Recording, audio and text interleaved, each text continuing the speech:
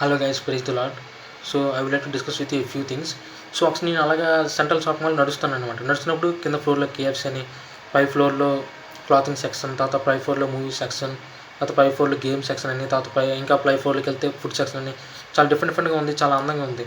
So అనిపించింది అనమాట, ఇదంతా క్రియేట్ చేయకముందు ఎలా ఉండేది, మహా అయితే ఆ ల్యాండ్ మొత్తం పిచ్చి మొక్కలతోని రాళ్ళతో ఉండేదేమో. తర్వాత మనుషులు మొత్తం నీట్గా క్లీన్ చేసి మంచిగా ఆర్కిటెక్ట్తో మంచిగా డిజైన్ చేసి ఉంటారు.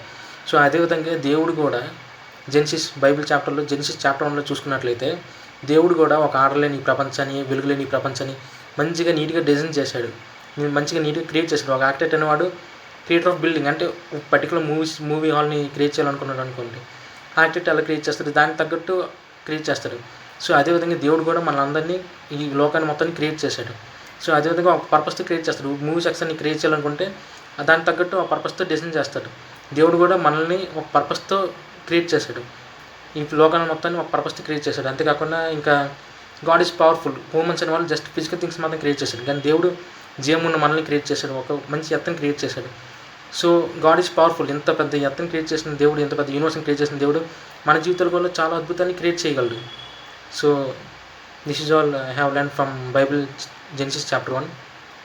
సో మీతో షేర్ చేసుకోవాలనిపించింది. So thank you guys. Amen.